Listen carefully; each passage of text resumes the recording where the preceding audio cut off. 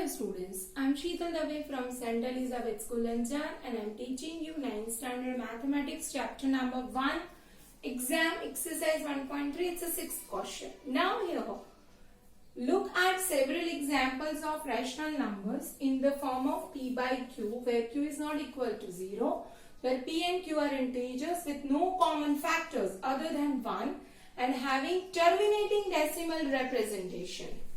Can you guess what property Q must satisfy? Now we have to take P by Q, okay, fraction form, and we have to take such an example in which P and Q should not be common and terminating decimal expression we have to take. For that we have to generalize, means we have to take P by Q in such a form that it should be co-prime to each other, means there should be no common factor between them and there should be terminating decimal. So I have selected some terminating decimal. So now let's see. This 3 by 2. So in this what we have to do? The short method is, see, our mathematics system is based on decimal. Decimal is based on denominator 10. Means if 1 upon 10 directly we can 0.1 we can write. If it is 1 upon 100 we can write directly 0.01. So we always try to convert this denominator into the 10. So now which number with the 2 you will multiply? So you will get 10. 2 5s are. And here same, if the denominator you multiply with 5, denominator also. So the answer is 15 by 10. Okay. Therefore it is 1.5. This is finite terminating decimal number. Denominator is 10. Now let's see this. Here the denominator is 5. So we can easily convert it into the nearest 10. So we have to multiply 5 with 2. So when you multiply 5 with 2, you will get the answer 2 by 10. And what you will write this?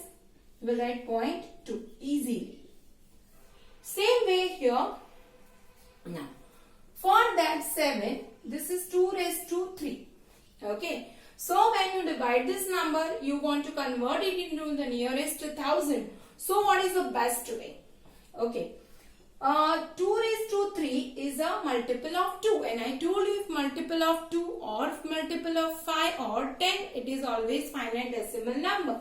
So for that what you have to do? 7 upon 2 raised to 3. So what you will do?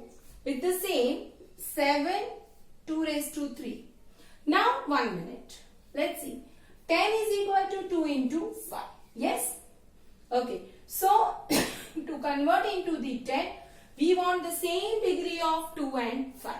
And therefore here to convert into nearest 1000, 2 raised to 3 is given. So we'll multiply denominator by 5 raised to cube. So here also we have to multiply with 5 raised to cube. So what is your denominator? 7 into 5 raised to 3. 2 raised to 2. Now you know this. Bases are not same but the power is same. So we can multiply like this. Okay. So 5 2s are 10. So 10 raised to 3.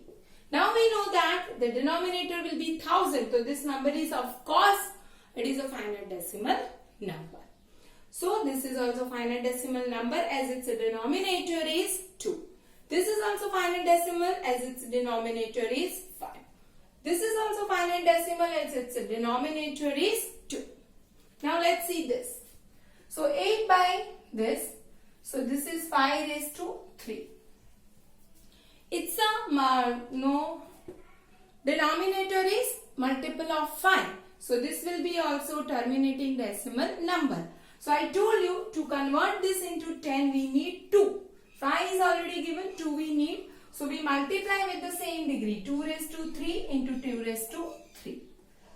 So 8, this is 8 and this is 5 2s are 10 raised to 3. And therefore it is what?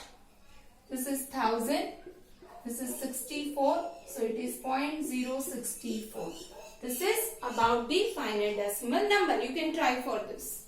Now to convert this number into the nearest 100, 25s are. Okay, so 100. So this is 0.65. So what in general instruction we can make if the denominator is of multiple of 2 or multiple of 5 or multiple of 10. This is multiple 2 into 10, multiple of 10. Then those all the numbers are finite terminating decimal number.